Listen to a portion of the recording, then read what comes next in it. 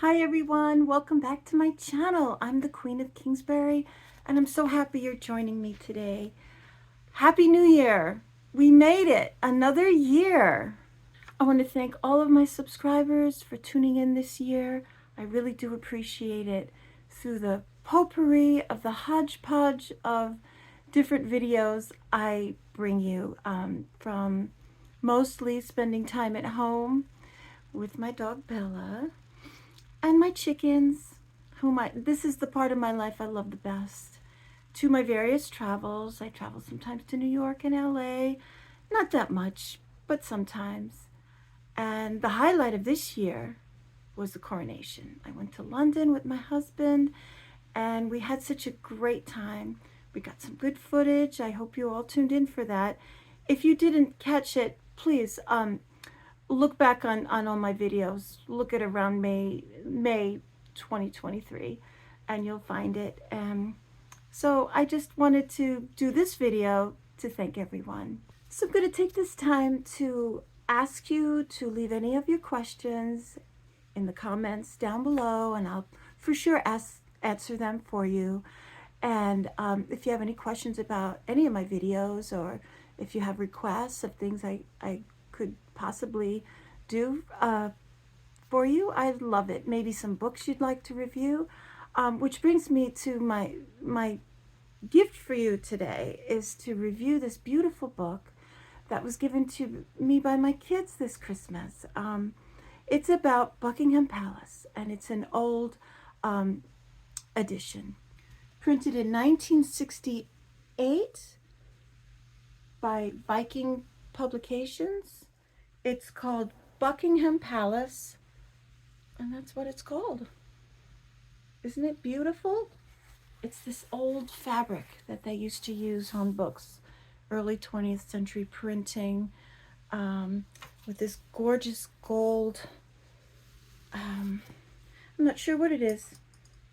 It is some kind of wreath and flute. Well, I'll find out for you. But isn't that beautiful? It's very familiar to me. It must be something, a royal symbol. Isn't that beautiful?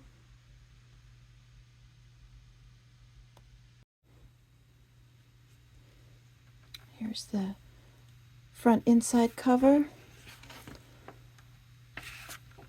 And it was bought used in Philadelphia by my children.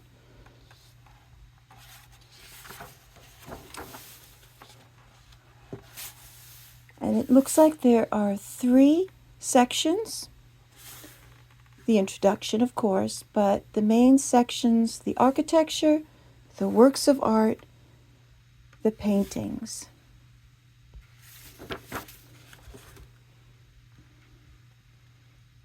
The authors and publishers wish to express their deep sense of gratitude to Her Majesty the Queen for her gracious permission to prepare this account of the history and contents of Buckingham Palace, and the appreciation of the facilities for research and photography that she has been pleased to grant. Beautiful. I will read a part of the introduction to you. Among the inhabited great houses of Europe, none has a personality stronger or more mysterious than Buckingham Palace. The strength and the mystery have survived many changes of ownership and a century and more of formal hospitalities. Behind the genial French facade and behind the ceremonial balcony, which serves on great occasions a complex of imperious inclinations, has been perceived intact. Almost everything in Buckingham Palace is there because one known individual liked it, and not because it was thought to be judicious or correct. Buckingham Palace is the residence of the head of state, with all that implies. It also includes an office building, a center of communications, an art gallery open to the public, a set of stables, a post office, and a school. But it is above all a private house in which private life has been going on for a very long time. Its personality is by turns august and reassuring, straight-faced and impulsive, romantic and respectful of protocol, obsessive and practical.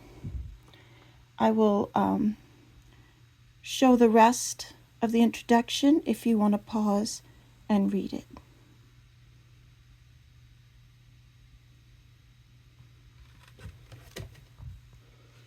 And here's a painting by Louis Haig of the ballroom at Buckingham Palace.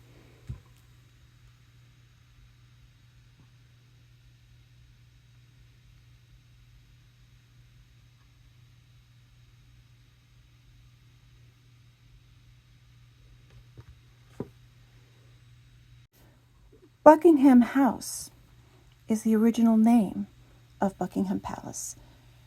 It was created for Charles Sheffield, the Marquis of Normanby.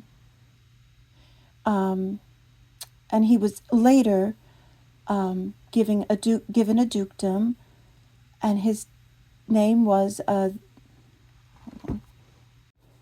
Buckingham House. That was the original name of Buckingham Palace.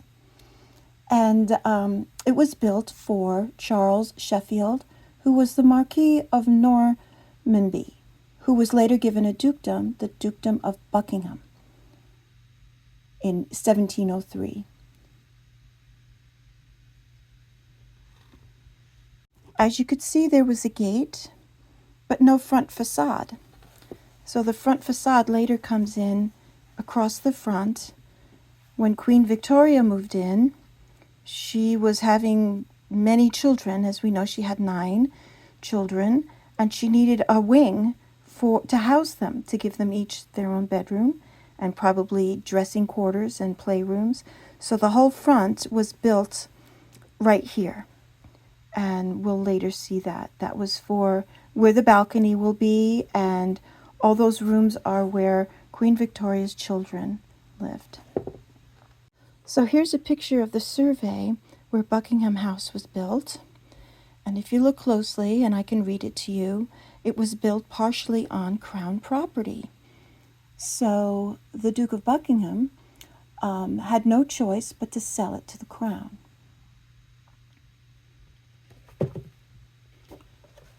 So in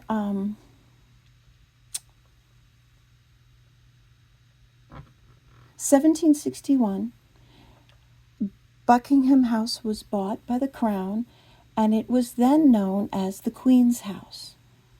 And that was Queen Charlotte, the wife of George III. And it became, in a transition, to become Buckingham Palace. And the book talks about the various rooms, including Queen Charlotte's salon. So here it talks about the original Buckingham House and how William IV, after George III died, William IV took on the responsibility of finishing Buckingham Palace. And his estimates ranged from £11,000 to what was ultimately £75,000 to restore it. So in the end, £720,000 was the final bill to restore it.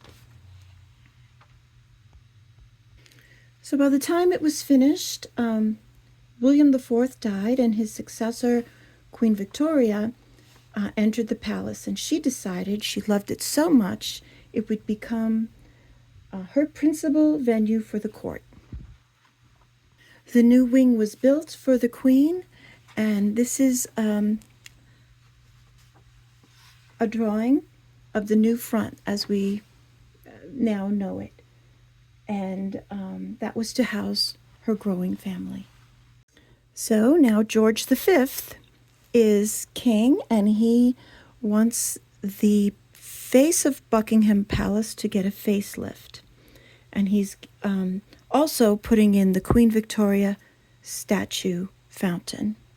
So originally the facade was supposed to be in the Baroque style, but they decided on a more simpler, cleaner look and with more ornate gates. And here it shows some of the different sections that we know very well of Buckingham Palace. Talks here about the Marble Hall and the Grand Hall, the Grand Staircase. This is a familiar spot. I think maybe there are many pictures taken here. And we're so lucky there are some color photography in the book. This is the guard room, the green drawing room, the ceilings. Look how ornate all the ceilings are. Just gorgeous. The throne room.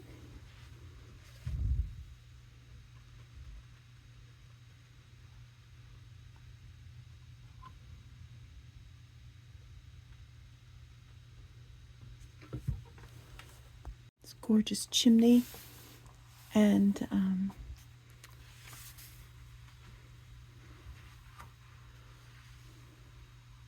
mantelpiece. The white drawing room. I feel like we've seen pictures of the royal family here. The music room. I'm pretty sure there was a royal baptism in this room. Either Prince William or Prince Charles. I will look that up before I post. More pictures, color pictures of the music room.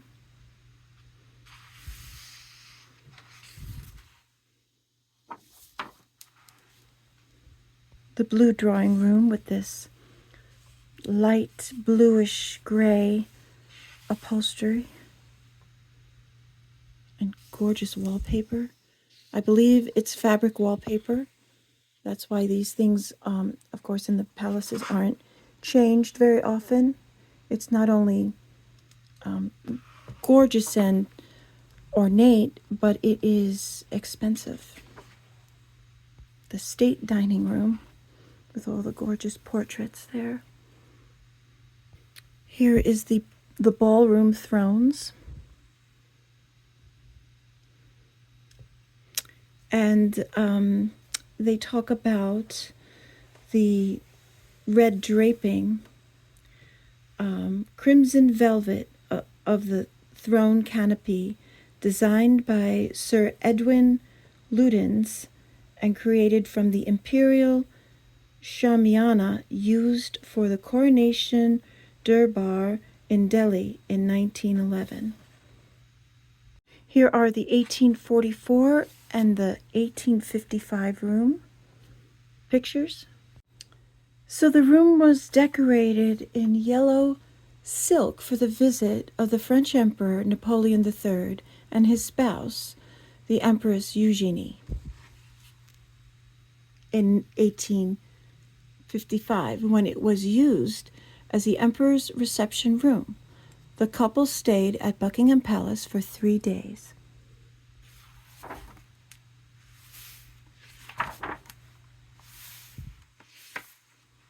The Chinese luncheon room.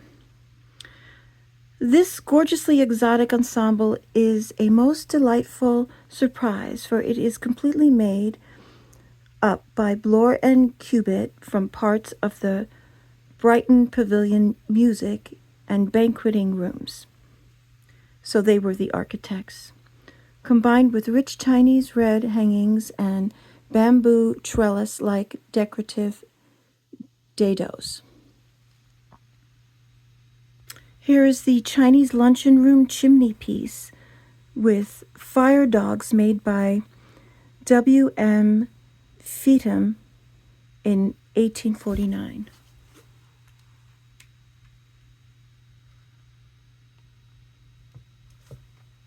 Pictures of the yellow drawing room,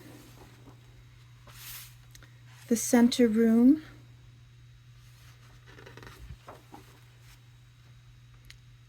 the state coach. Now they start talking about the state coach, which, if you see one of my previous videos that I posted on this channel, we saw the state coach the day after King Charles III coronation. It was on display at Buckingham Palace. The last page of the architecture section talks about the Waterloo vase. So that's here. After a checkered career, this vase came to rest in the garden of Buckingham Palace in this century. Napoleon, well, that's last century, the 20th century. Napoleon, passing through Tuscany on his way to the Russian front, had seen a block of marble over 15 feet high. He asked for it to be preserved and may even have ordered a vase to be roughly blocked out to commemorate his anticipated victories. After Waterloo, however, the Duke of Tuscany presented the block or unfinished vase to George IV, who commissioned Westmacott to carve it for the new Waterloo Gallery at Windsor Dungeons. So in 1836, William IV gave it to the National Gallery, who disposed of their burdensome gift in 1906 by returning it to the king's residence. Interesting. The garden house and the garden pavilion.